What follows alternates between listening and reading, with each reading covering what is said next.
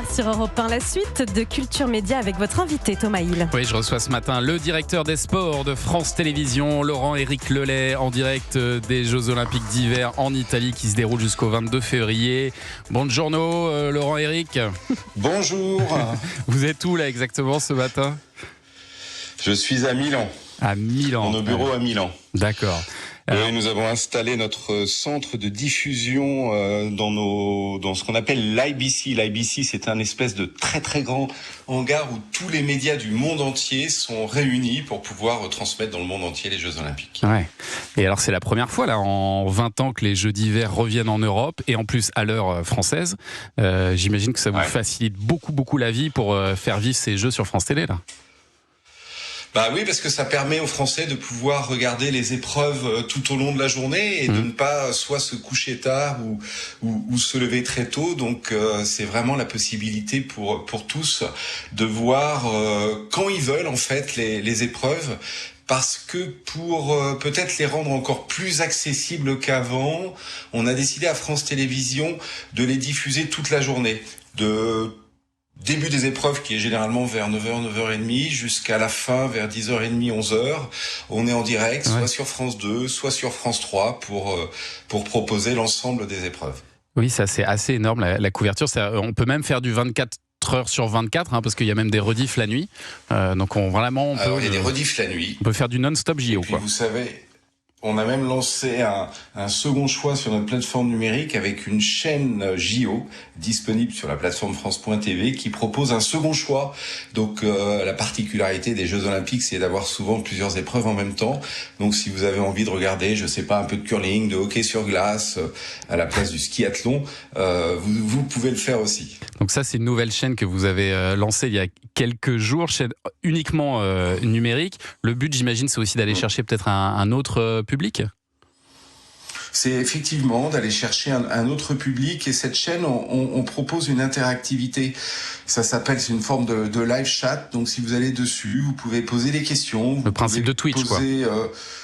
Un peu le principe de Twitch, exactement, et ça permet une véritable interactivité avec les commentateurs ou les présentateurs qui se nourrissent des messages des téléspectateurs pour créer un dialogue. Et vous savez, sur des événements sportifs, c'est toujours intéressant. Les Jeux Olympiques d'hiver, c'est l'occasion de revoir des disciplines ou des sports que généralement on regarde tous les 4 ans. Je pense au curling par exemple, c'est vrai. Où on se repassionne pour le curling souvent tous les 4 ans. Donc c'est bien parfois de réexpliquer les règles, pourquoi on balaye pas, etc., etc. Et donc cette interactivité, je pense, c'est une source en tout cas pour toutes les équipes de la rédaction de France Télévisions d'enrichir encore un petit peu plus leurs commentaires. Et alors pourquoi est-ce qu'on balaye au curling ? C'est pour accélérer ou pas ? C'est ça le palais ? Oui, exactement, pour accélérer la pierre.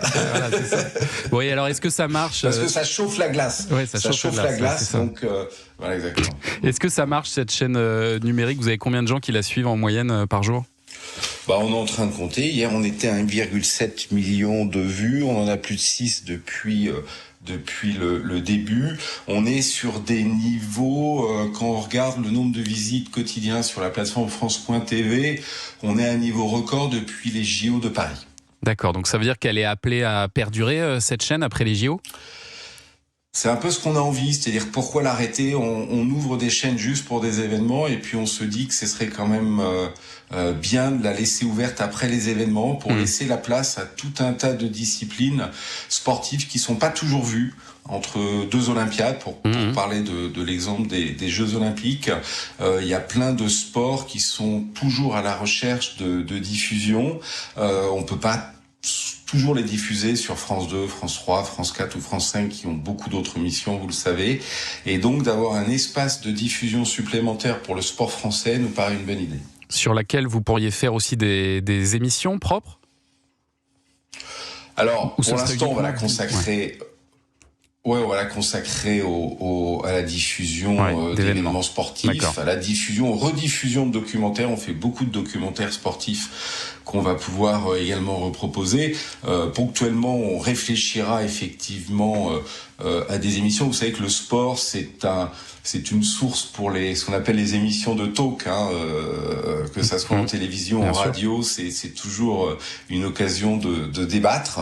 Donc ça peut être aussi quelque chose d'intéressant, mais pour l'instant, on a envie de la consacrer à la diffusion d'événements sportifs. Et alors, je le disais tout à l'heure, on sentait pas un engouement extrêmement fort pour ces Jeux Olympiques avant qu'ils démarrent, mais j'imagine que vous êtes rassuré par les premières audiences de ce week-end, Laurent et Éric Lelay, parce que visiblement, les téléspectateurs français sont bien au rendez-vous. On parlait de 6 millions de personnes pour la cérémonie d'ouverture. Hier, j'ai regardé, hier après-midi, il y avait 3 millions de téléspectateurs en moyenne sur les JO. C'est assez rassurant.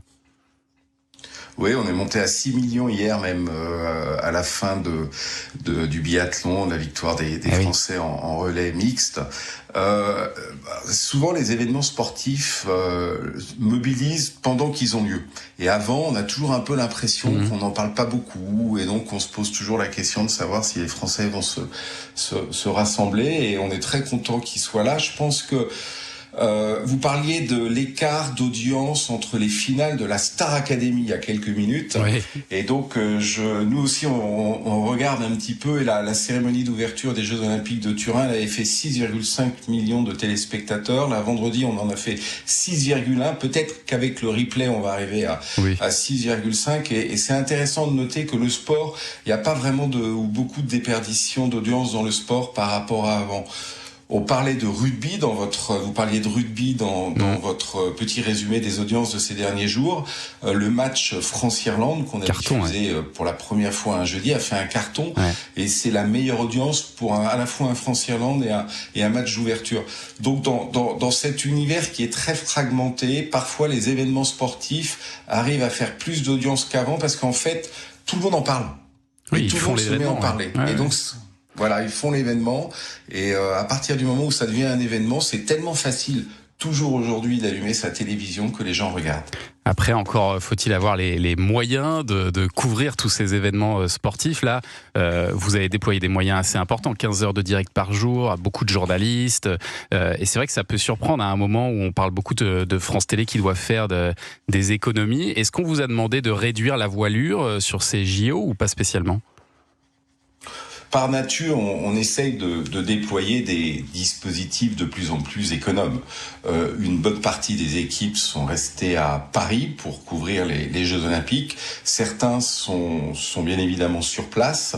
Et il faut qu'on fasse la balance entre un dispositif qui soit suffisamment ambitieux pour que les Français aient le sentiment de participer le mieux possible à un très grand événement. Donc ça veut dire d'avoir des commentateurs sur place, d'avoir des reportages qu'on ne peut faire que sur place, d'avoir des journalistes pour pouvoir interviewer les athlètes français ou étrangers qui sont sur place, et puis quelque chose qui soit bien évidemment suffisamment économe pour tenir compte des contraintes budgétaires naturelles que nous avons à France Télévisions et que tout le monde connaît. Est-ce que c'est justement pour pouvoir déployer d'importants moyens sur ces JO, Laurent et Éric Lelay, que vous avez revendu 9 rencontres du tournoi Destination de rugby à TF1 cette année ?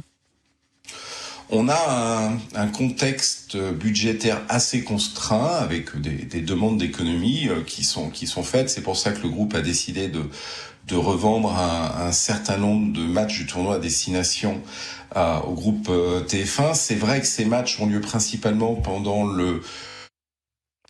on a une petite coupure de faisceau avec Laurent Éric Lelay. C'est facile de faire le rapprochement. Oui, pardon, on a eu une petite coupure, Laurent Éric. Est-ce que vous m'entendez ? Mais vous êtes revenu, pas de problème, je vous en prie, on vous écoute. Allô, allô ? Oui, on vous écoute. Vous m'entendez ? Oui, très bien. Voilà, excusez-moi.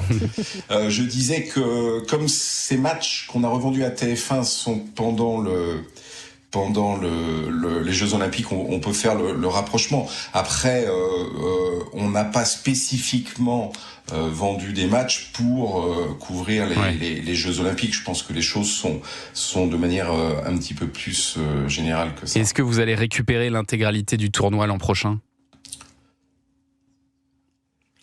Alors là, c'est peut-être volontairement. Pour l'instant, on n'a pas prévu de vendre des matchs l'année prochaine. D'accord. Vous m'entendez pas? Si, vous êtes revenu, c'est bon. Donc, j'ai compris votre réponse. En tout cas, vous avez pas prévu de revendre des matchs l'an prochain. Roland Garros, le Tour de France aussi, ça reste sur France Télé. Ouais. Oui, on a Roland Garros, on a le Tour de France. Il y a, pour les amoureux des sports olympiques, il y a les championnats d'Europe de natation qui auront lieu en France. Je ne sais pas si vous m'entendez. Oui, très bien. Mais qui vont être un bel événement, avec aussi les championnats d'Europe d'athlétisme. Voilà. Bon, et pour revenir un beau printemps et un bel été de sport. Pour finir et revenir au JO, comment vous sentez la France là sur cette compétition? On parle beaucoup de cet objectif d'être dans le top 5 des nations. Est-ce que ça vous semble jouable, vous, Laurent-Éric Lelay? Moi, j'y crois. On a eu deux belles médailles hier. Il y a énormément d'opportunités de médailles. Vous savez qu'il y a le biathlon qui est un sport de plus en plus français, à la fois pour les téléspectateurs et pour les athlètes qui remportent beaucoup de médailles. Ils nous ont fait la belle surprise d'avoir la médaille d'or d'hier. Donc moi, je pense que l'objectif, il est louable. Vous savez qu'alors pour être dans le top 5, ça se compte en nombre de médailles d'or. Donc, faut avoir des médailles, mais aussi surtout des médailles d'or. Mais il faut y croire. C'est un bon début. Oui. Eh ben, on y croit tous. Merci beaucoup, Laurent-Éric Lelay, d'avoir été avec nous, patron des sports de France Télé avec ces Jeux d'hiver de Milan Cortina, donc à suivre sur France Télé jusqu'au 22 février.